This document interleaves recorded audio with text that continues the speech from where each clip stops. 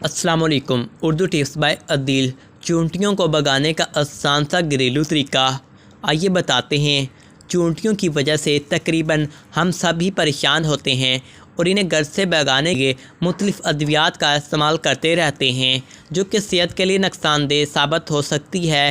اگر ہم اپنے گھر سے چونٹیوں کو بھگانے کے لیے دار چینی کا استعمال کریں تو اس مشکل سے چھٹکارا پا سکتے ہیں۔ دار چینی میں موجود اجزاء کی وجہ سے چونٹیوں کو آپس میں بات چیت کرنے میں مشکل ہوتی ہے، جس کی وجہ سے وہ گھر میں داخل نہیں ہوتیں۔